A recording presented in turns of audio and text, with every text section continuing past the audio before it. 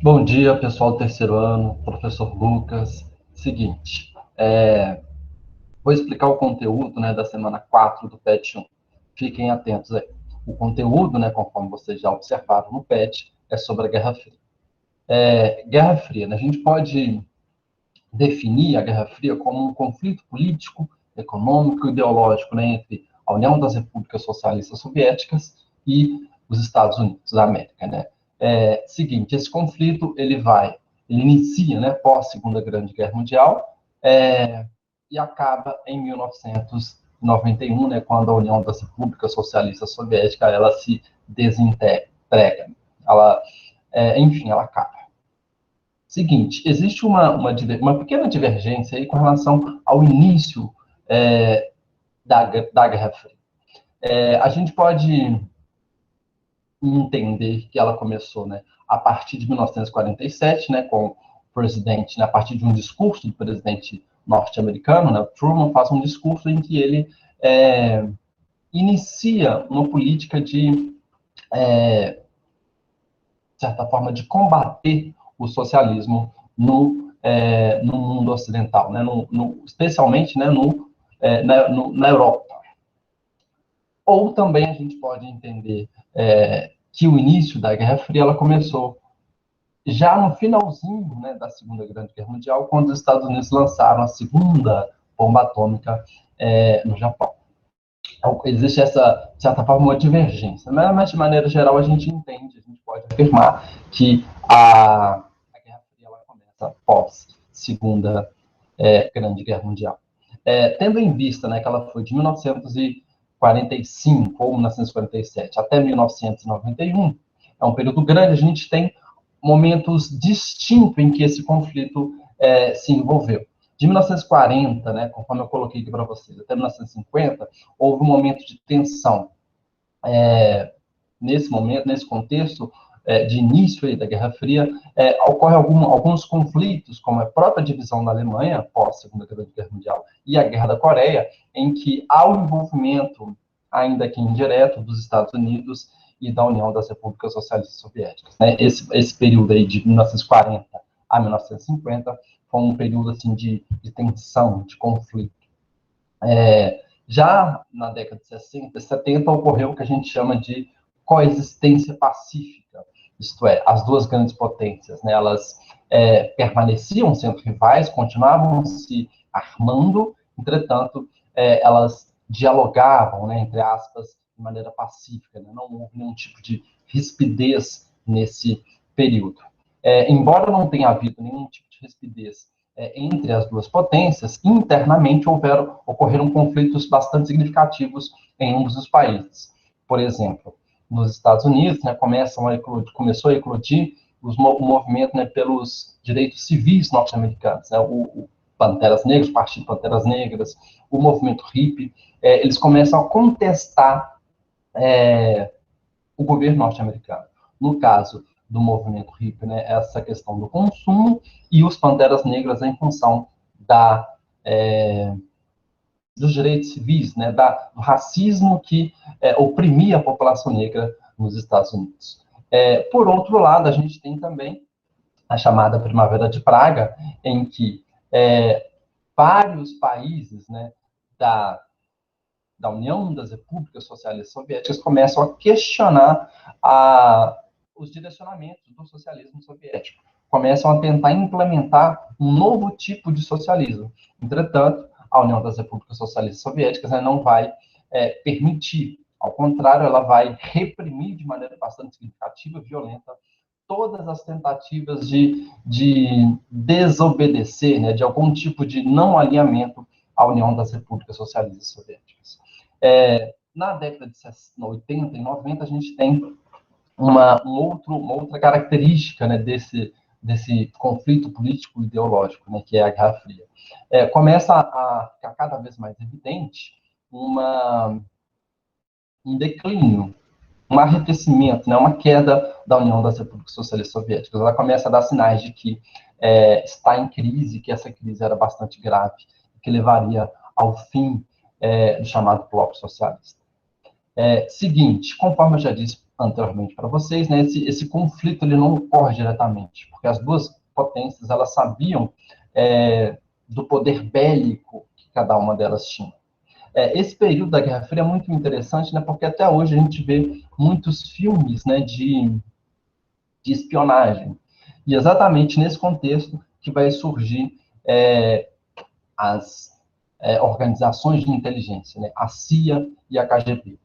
Vocês estão vendo aí que eu coloquei um mapa mental, ele vai estar disponível para vocês também, né, no sala de aula, em que dá para a gente perceber de maneira bastante simples, né, esse conflito. Aí, nós temos aí algumas, além dessas características, né, que eu falei com vocês, alguns momentos muito significativos da Guerra Fria. Nós temos aí a corrida armamentista, né, que vai ser a disputa entre as duas potências, né, para demonstrar cada vez mais força bélica, né, força militar. Essa disputa, né, ela se caracteriza por uma demonstração de força, demonstração de força bélica, de capacidade de destruição que cada um dos países tinha. De certa forma, ela inicia, ou ela está presente, né, quando a Rússia divulga que ela também tem bombas atômicas. Uma outra parte interessante, né, da corrida da Guerra Fria, né, é a corrida espacial, que vai ser a demonstração de capacidade tecnológica que cada um dos países tinha. Ocorreu essa corrida espacial que a gente poderia chamar também de corrida para o espaço, né? A Rússia, né, ela inicia mandando, né, a cachorra Laika, depois ela manda um ser humano, né, o Gagarin, e os Estados Unidos, né, levam o homem à Lua. Isso tudo era, mais uma vez, uma demonstração de superioridade. Vale lembrar que os dois países estão disputando não somente entre eles têm que demonstrar que o seu sistema político-econômico é superior. De um lado, né, os Estados Unidos defendiam os interesses, né, do mundo capitalista, de outro lado, a União das Repúblicas Socialistas Soviéticas defendia os interesses do socialismo, do comunismo. Então, mais do que mostrar para o seu adversário, era também importante demonstrar para o mundo que o seu sistema político-econômico era melhor. Nós temos uma situação bastante problemática, ainda lá naquela primeira fase da Guerra Fria, que foi a crise dos mísseis, né, os 13 dias que abalavam o mundo. Seguinte, o mundo todo ele tinha que se alinhar aos Estados Unidos, ou União das Repúblicas Socialistas Soviéticas, e alguns países, poucos países se mantiveram neutros. Mas, de maneira geral, todos os países, né, tinham que se alinhar a uma das duas grandes potências, né, porque, afinal de contas, o mundo está bipolarizado. E a Cuba, né, a Revolução Cubana inicia em 1959, e em 1962, Cuba declara, né, alinhamento à Rússia. Esse alinhamento, por motivos óbvios, né, não agradou os Estados Unidos. E a Rússia pretendia instalar mísseis em Cuba, apontados para os Estados Unidos. Então, isso provocou uma crise muito grande, né? Foram 13 dias de muita tensão. Mas acabou que esse conflito foi resolvido de maneira diplomática. Os russos, né, não instalaram mísseis, né, em Cuba, e os Estados Unidos, né, retiraram mísseis da Turquia.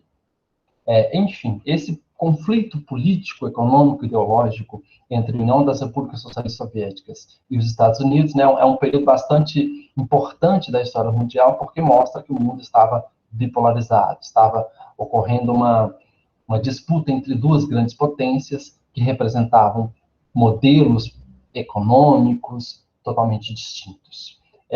O fim da Guerra Fria, né, vai ocorrer oficialmente em 1991, né, quando acaba a União das Repúblicas Socialistas Soviéticas, mas antes mesmo, né, da desintegração da União Soviética, o Muro de Berlim, que também foi símbolo desse período, é destruído em 1899, 1989, né, possibilitando com isso a reintegração da Alemanha, né, que foi um momento assim, de inovação, sobretudo para a parte oriental, né, a parte comandada pela Rússia, um momento de inovação que possibilitou inúmeras outras coisas, né, situações de um mesmo país. Vale lembrar, né, em 1945, né, pós-Segunda Grande Guerra Mundial, a Alemanha ela é dividida entre os Estados Unidos e a Rússia, e o Muro de Berlim foi exatamente para marcar essa divisão. Forma-se, né, a Alemanha Ocidental e a Alemanha Oriental. A Alemanha Ocidental sob o comando dos Estados Unidos e a Alemanha Oriental sob o comando, né, sob a influência da Rússia. Enfim, o Muro de Berlim ele é destruído em 1989 e a Rússia, a União das Repúblicas Socialistas Soviéticas, né, ela é desintegrada em 1991. Enfim, esse material vai estar disponível para vocês, né, no Google Sala de Aula. Esse vídeo, né, eu espero que vocês vejam esse vídeo. Inclusive, eu peço para quem esteja vendo esse vídeo no YouTube, marque, né, faça algum comentário, fala que está ruim, que está bom, que não gostou, enfim. Quem vê pelo celular, né, pelo MP4, né, mande uma mensagem para mim, mande uma mensagem para mim dizendo se está ruim, se está bom, se tá, o que precisa ser melhorado. Eu preciso desse retorno de vocês, né, desse feedback, para ver como que vocês estão entendendo, né, como que vocês estão recebendo esse vídeo. E também, né, quem vê pelo Google Classroom, faça algum comentário na plataforma. Enfim, abraço para todos vocês, fiquem com Deus, né, se cuidem e até mais.